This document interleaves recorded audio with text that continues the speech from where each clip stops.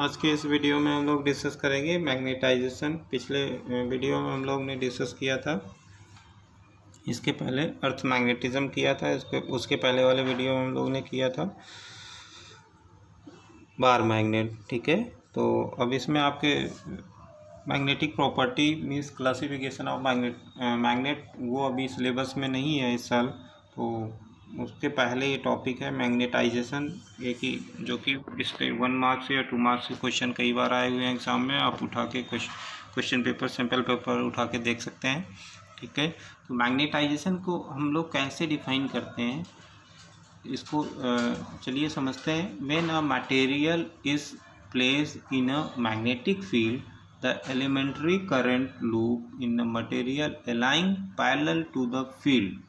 अब इस यहाँ पे आपको समझना है कि जब भी किसी मटेरियल को हम किसी मैग्नेटिक फील्ड में रखते हैं तो elementary current loop in material aligns parallel to the magnetic field, aligns parallel to the magnetic field. Then अगर अलाइन हो जा रहा है then the material is said to be magnetized, material is said to be magnetized, जिसकी वजह से it is material acquired a magnetic movement, material acquired a magnetic movement.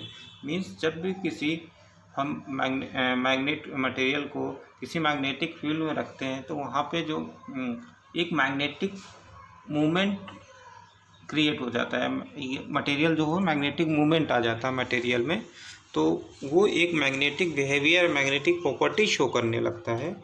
तो इसी को हम बोलते हैं मटेरियल हमारा मैग्नेटाइज हो गया, मटेरियल हमारा मैग्नेटाइज हो गया। अब यहाँ पे आती है पार्ट मैग्नेटाइजेशन की। तो मैग्नेटाइजेशन को हम किस तरह से डिफाइन करेंगे? The magnetic movement per unit volume of material is called magnetisation.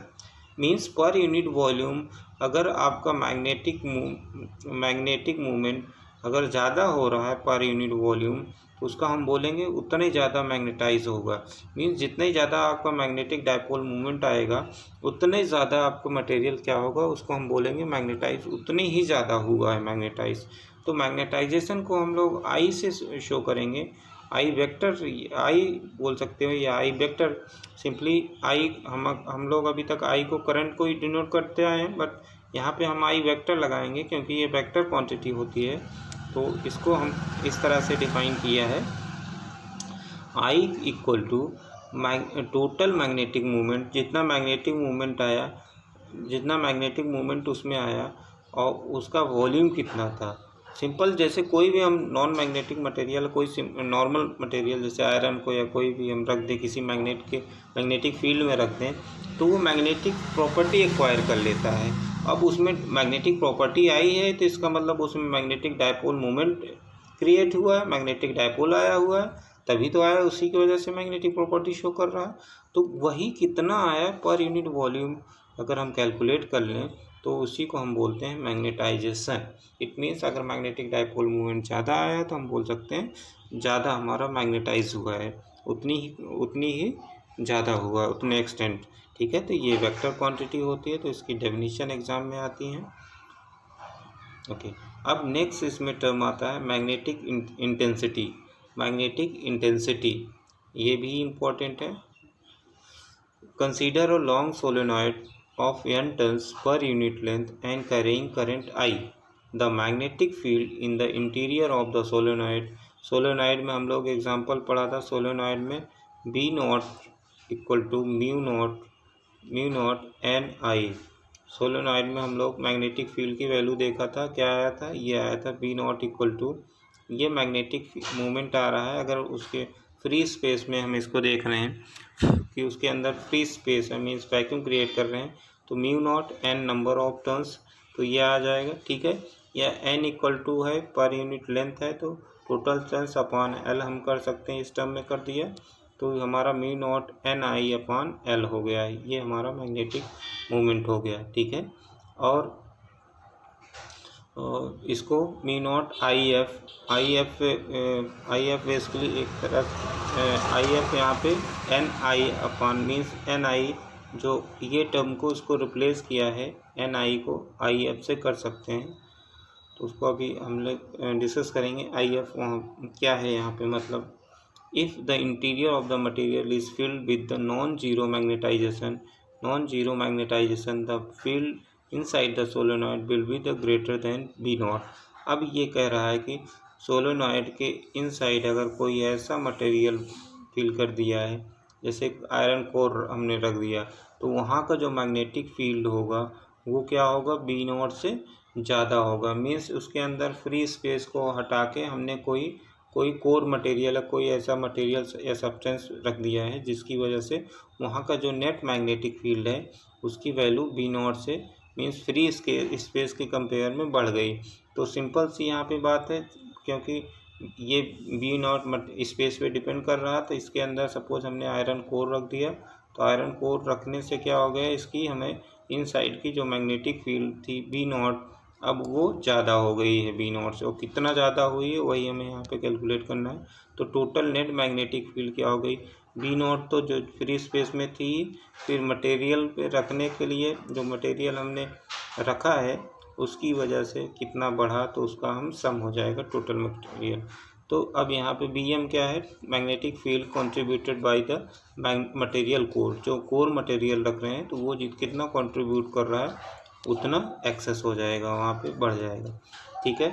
अब यहाँ पर अगर हम मैग्नेटाइजेशन निकालें तो magnetization M upon per unit volume magnetic dipole moment.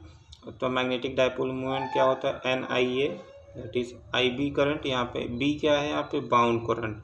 Bound current क्या होती है आप डिस्कस कर चुके हैं बाउंड करंट, उसमें आपको सेकेंड चैप्टर आई थिंक यहाँ थर्ड चैप्टर में पढ़ा था करंट इलेक्ट्रिसिटी में, bound I be bound current. ठीक है। तो अब यहाँ पे इसको सिंप्लीफाई करें, ए एरिया से यहाँ पे मल्टीप्लाई किया है, मीन्स इसकी जगह रखा है वॉल्यूम की जगह एरिया, और एरिया इंटू लेंथ किया है तो एरिया से एरिया कट गया, तो एन आई अपॉन ये आ गया। तो ये बी एम की वैल्यू जो हो जाएगी यहाँ पे, इसी को आई बी करंट बोलेंगे। ये एन आई अपॉन पर यूनिट लेंथ जो हो जाएगी आई बी करंट। आई बी करंट मतलब यहाँ पे बाउंड करंट, यहाँ पे आई बी क्या है, बाउंड करंट।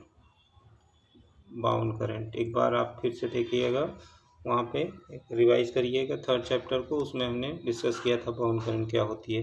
ठीक है। तो यहाँ पे बी एम जो magnetic field contributed by the iron core या मटेरियल कोर, तो वो mu times of I B means bound current के म्यू टाइम्स हो जाएगा। नाउ यहाँ पे ये कह रहे हैं it is convenient to introduce another vector H vector को यहाँ पे इंट्रोड्यूस कर रहे हैं। वो एच वेक्टर को कैसे लिखेंगे, यहाँ पे आप देखिए, ये बेसिकली उसी को हम बोलते हैं called magnetic intensity which is given by H vector equal to this. अब ये कहाँ से आया, यहाँ पे देखिए ये चीज़ कहाँ से आ रहा है टर्म। तो B naught equal to B naught plus B M, B इसकी वैल्यू निकाल म्यू आई एफ, ये म्यू नॉट आई बी। तो यहाँ पे हमने क्या किया, म्यू नॉट को कॉमन लिया, I F plus I B. तो अब यहाँ पे आई एफ इक्वल टू निकला B upon mu naught minus I यहाँ पे क्या हुआ था, आई क्या था, कौन सा टर्म था, ये टर्म था आपका आई, क्योंकि ये म्यू नॉट आई के इक्वल था। तो अब इसी को इन्होंने क्या कर दिया, इसी को क्या बोला, आई एफ को बोल दिया, आई एफ को बोल दिया H vector. Magnetic intensity equal to आपका यहाँ से ये टर्म आ जाता है H vector equal to B vector upon mu naught I, ये आ जाता है। आई आपका माइनस में है, ये मैग्नेटाइजेशन है, मैग्नेटाइजेशन वेक्टर है, तो आपका ये टर्म यहाँ से आता है। ठीक है। उसके बाद फिर ये रिलेशन हमें यहाँ पे, ये भी रिलेशन आपका बहुत इम्पोर्टेंट है, यहाँ वही है H bar equal to H vector equal to B vector upon mu naught minus I vector. तो यहाँ पे आप देख सकते हो ये चीज़ हमने लिखा होगा B equal to total vector equal to, तो उसी को यहाँ पे फिर से थोड़ा सा क्लियर कट यहाँ पे दिखाया गया है, म्यू नॉट एन आई, ये कहाँ से आया म्यू नॉट एम, तो तो Ni प्लस एम आपका यहाँ पे क्या था, मैग्नेटिक मोमेंट। और इसको इस तरह से भी लिख सकते हैं, mu naught H mu naught I vector और म्यू नॉट का कॉमन ले लिया, मीन्स इसी को सिंप्लीफाई करके ये लिखा गया है, मीन्स ये रिलेशन होता है total magnetic field equal to mu naught H vector means magnetic intensity plus I vector magnetization. तो ये होता है ये total magnetic field inside the material होता है। तो ये भी रिलेशन आपको याद रखना है जो कि बहुत ही इम्पोर्टेंट है। तो अब यहाँ पे कुछ इसके कंक्लूजन्स है, उसको देख लीजिए। तो contribution on to the magnetic field inside the material is due to external factors such as the current solenoid में कितनी करंट फ्लो कर रही है, उसके डायरेक्टली प्रोपोर्शनल होगा कौन, एच आपका मैग्नेटिक इंटेंसिटी। ठीक है, फर्स्ट ये कंक्लूजन है, करंट बढ़ाओगे उसकी मैग्नेटिक इंटेंसिटी बढ़ेगी। Second, specific nature of magnetic material I की वैल्यू किस पे डिपेंड करेगी, आपकी किसके डायरेक्टली प्रोपोर्शनल होगी, किस तरह का मटेरियल, उसका नेचर कैसा है उस पर डिपेंड करेगी। तो अब यहाँ पे since I depends on H, magnetization जो होता है वो डिपेंड करता है, डायरेक्टली प्रोपोर्शनल होता है मैग्नेटिक इंटेंसिटी की। मैग्नेटिक इंटेंसिटी किसकी डायरेक्टली प्रोपोर्शनल होती है, करंट के। ठीक है, तो ये चीज़ यहाँ पे एक रिलेट कर रहे हैं। तो I vector cross directly proportional to H vector, तो यहाँ पे एक कांस्टेंट आ गया, दैट इज, इसको आपको एक्स यहाँ पे दिखाया गया, that is a dimension less constant. इसी को क्या बोलते हैं, magnetic susceptibility. That is very important characteristics. इसी के बेसिस पे हम मैग्नेटिक मटेरियल का क्लासिफिकेशन करते हैं। तो आई इक्वल टू, इसको वो जो नोटेशन होता है इसको जी भी बोलते हैं। तो इस तरह से आप इसको देख सकते हो। तो ये आपका आ गया क्या, मैग्नेटिक ससेप्टिबिलिटी। ठीक है, मैग्नेटिक ससेप्टिबिलिटी, इसकी डेफिनेशन क्या है, एग्जाम में कई बार पूछा गया। Magnetic susceptibility is a measure of how magnetic material respond to external magnetic field. Magnetic material कैसे बिहेव कर रहा है in the external magnetic field, यही इसकी मैग्नेटिक ससेप्टिबिलिटी होगी। मीन्स मैग्नेटिक फील्ड में अगर कहीं रख रहे हैं मैग्नेटिक मटेरियल, उसके फील्ड को रिपेल कर रहा है या अट्रैक्ट कर रहा है या कुछ नहीं कर रहा है, तो उसी पे क्लासिफिकेशन करते हैं कि कितना कैसे बिहेव कर रहा है। तो अब टोटल मैग्नेटिक फील्ड जो इसके ऊपर पड़ा था, उसी आई को हमने रिप्लेस कर दिया इससे, मैग्नेटिक ससेप्टिबिलिटी म्यू नॉट, अब म्यू नॉट कॉमन ले लिया, फिर एच आपका एच भी कॉमन हो गया यहाँ पे। तो 1 प्लस ची, इसको बोलते हैं ची बेसिकली, इस नोटेशन को क्या बोलते हैं, ची। तो 1 प्लस सी एच बार म्यू नॉट, ये आ गया टर्म। अब 1 प्लस सी को ही यहाँ पे रिलेटिव परमिबिलिटी बोल देते हैं, 1 प्लस सी को म्यू आर बोलते हैं।